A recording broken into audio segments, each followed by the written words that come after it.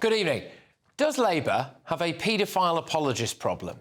Sir Keir Starmer appointed the good friend of the world's biggest paedophile to the role of US ambassador.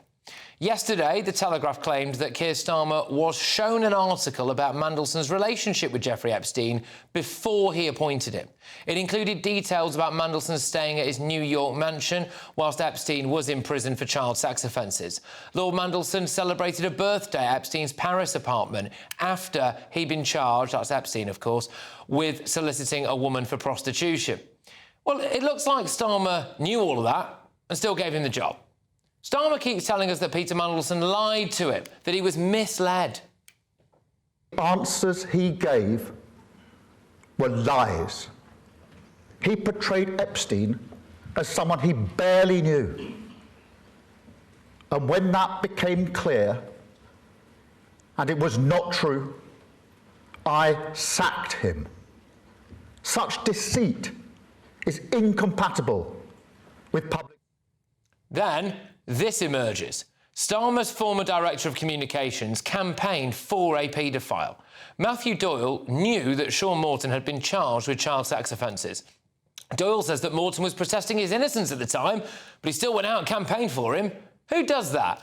In December last year, the Sunday Times ran this article. Sir Keir Starmer reportedly nominated Matthew Doyle for a peerage in the House of Lords despite knowing he'd campaigned for a paedophile. Why? Starmer, yet again, is trying to claim that yet another person linked to a paedophile lied to him.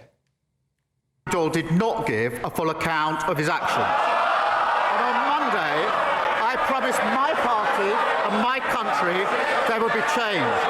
And yesterday, I removed the whip from Matthew Doyle. I'm going to take no lectures from the Tories in standards in public life. She defended Partygate for months and months and months. And even now she says it was overblown. Oh, yeah, Partygate. You know, some wine, some cheese, some cake. Appointing the mate of the world's biggest paedophile to the role of US ambassador. Slightly different things, aren't they, really, Keir Starmer? I mean, he claims to care about this stuff, but he only told Lord Doyle to lose the Labour whip after his own MPs raised it with him at his make-or-break speech to them on Monday when it looked like he was going to have to resign. He was absolutely savaged for this by the SNP's Westminster leader, Stephen Flynn. Mr Speaker, if I've just listened to the Prime Minister correctly, he's essentially rolled the same pitch in relation to Matthew Doyle as he did with Peter Mandelson, that they weren't clear with him. He appears to be the most gullible former Director of Public Prosecutions in history. Yeah, well, fair enough. Even Ed Davey had a go. Mr Speaker, to appoint one paedophile supporter cannot be excused as misfortune. To appoint two shows a catastrophic lack of judgment. Yeah. But now it gets even worse for Keir Starmer. A man who was a Labour councillor at the time, who also worked for Hope Not Hate and helped design the Online Safety Act by giving evidence to a parliamentary committee, admitted in court to child sex offences. That's right. A bloke who helped design the Online Safety Act is guilty of online child sex offences. But you couldn't make this up. Do you remember when Labour Minister Peter Kyle, who appears to have conveniently now gone on a trip to Sweden, claimed anyone who opposed the Online Safety Act was on the side of paedophiles? I do. I see that Nigel Farage is already saying that he's going to overturn these laws. If people like Jimmy Savile were alive today, he'd be perpetrating his crimes online. And Nigel Farage is saying that he's on their side. Well, well, well. One of the blokes who helped design it is actually a paedophile. What are the chances? It puts Lord Glassman's comments into sharper focus, doesn't it? So Labour has to, the government and the Labour Party has to repent and reject New Labour as an alien body that took over the party, and this is where it leads. Perversion and paedophilia. How many more times can Keir Starmer claim cases never crossed his desk, or he wasn't aware of them, or someone lied to me and I believed them? The public aren't buying it. So I thought, this is your opportunity to take advantage of ExpressVPN and their best deal ever. Get a premium VPN with enhanced privacy, security and identity protection. By supporting ExpressVPN, you're supporting us here at GB News. And on premium and advanced plans, you get a dedicated zero-knowledge password manager app, and coming soon, the world's first consumer AI platform built on confidential computing. This video's sponsor, ExpressVPN, couldn't be easier to use. Just click the link, download the app, connect, and you're protected. Click the link in this video's description or scan the QR code to save up to 82% off ExpressVPN, plus 4 extra months free.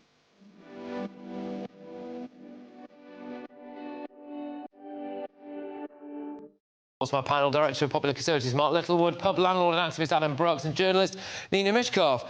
Right, Mark, so does Labour have a paedophile apologist problem? It's certainly got an apologist problem. I rather agree with what Ed Davies said there. The Prime Minister's answers here do not stack up. I would have some sympathy if there was no information in the public domain, a mere rumour swirling around somewhere, and you look the person in the eye and you say, is there any truth here? Obviously, you should make sure that they're fully checked out as well, you vet them properly.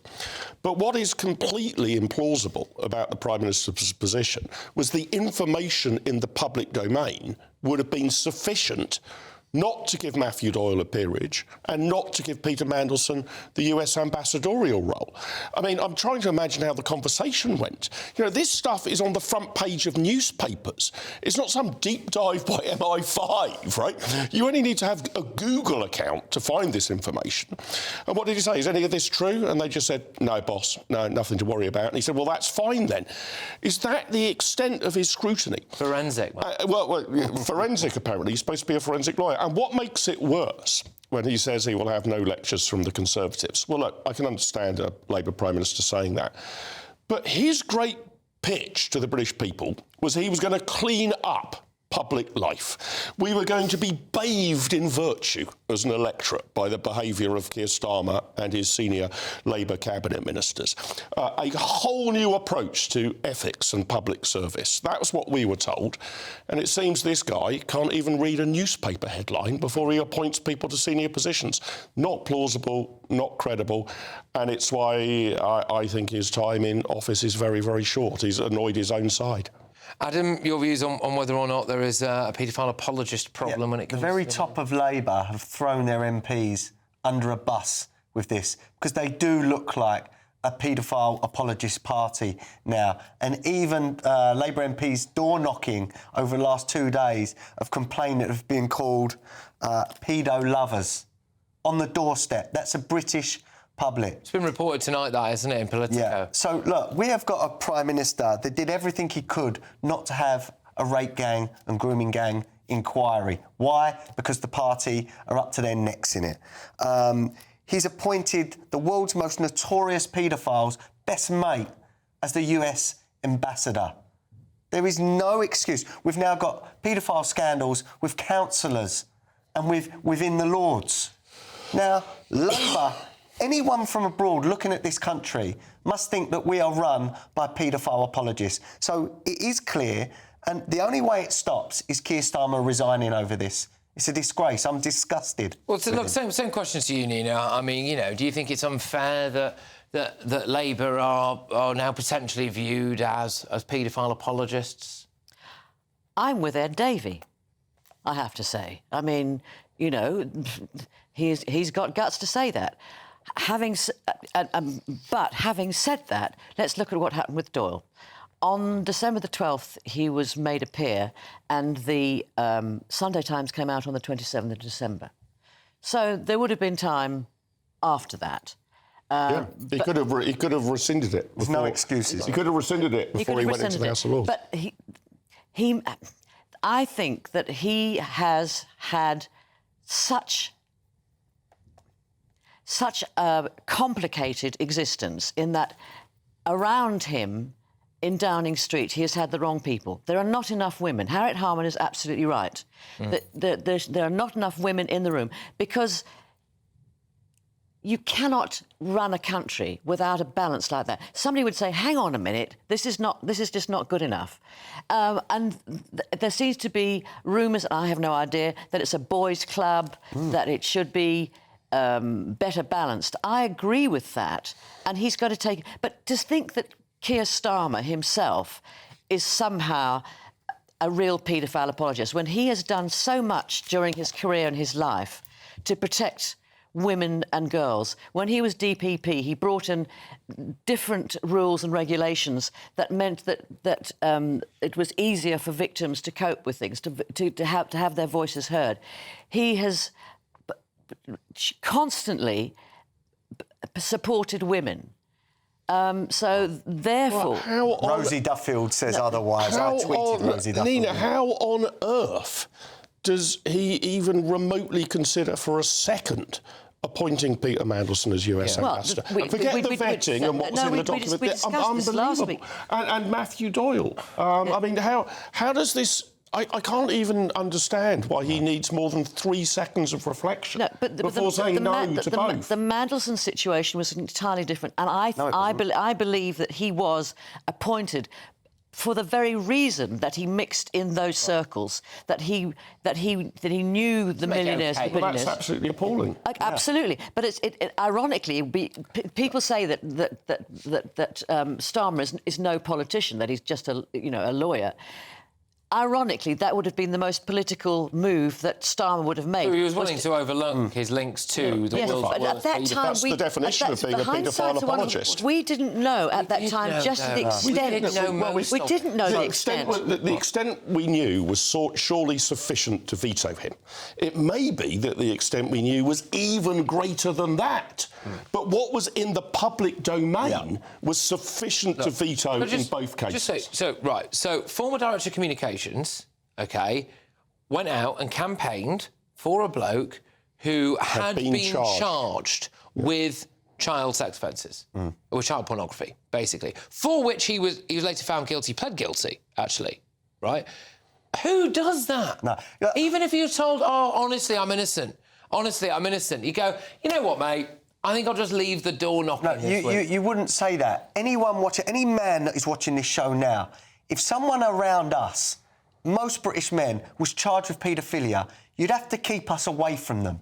Because especially us dads. And I'm not saying there has to be violence. I'm saying you could not put a paedophile charged or convicted in a room with me and expect me to hold it all in. But you certainly wouldn't have continued to appoint him to the House of Lords.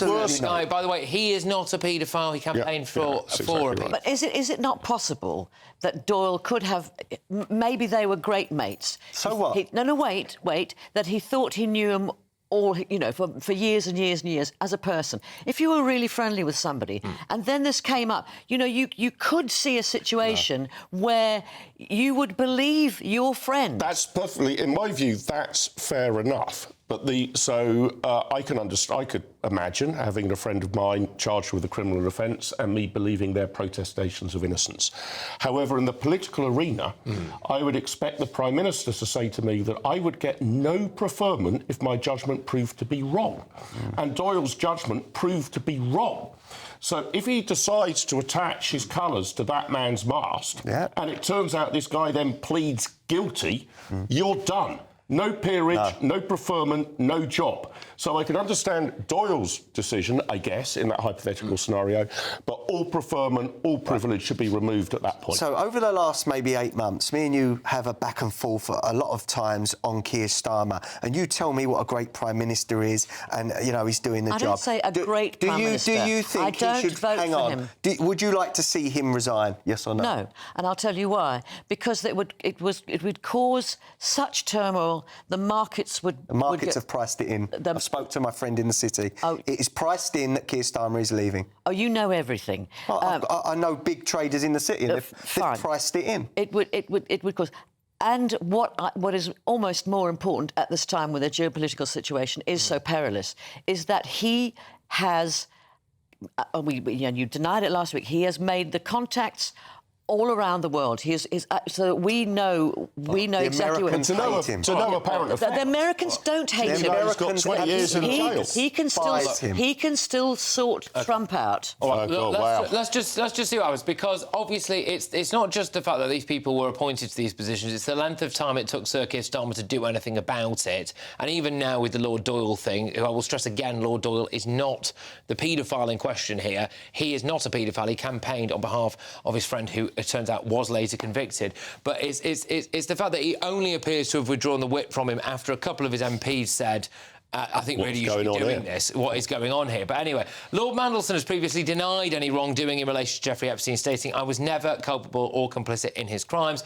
Like everyone else, I learned the actual truth about him after his death. He added that he had relied on assurances of his innocence that turned out later to be false. And Matthew Doyle said, I want to apologise for my past association with Sean Morton. His offences were vile and I completely condemn the actions for which he was rightly convicted. At the time, he was maintaining his innocence, which I regret supporting him.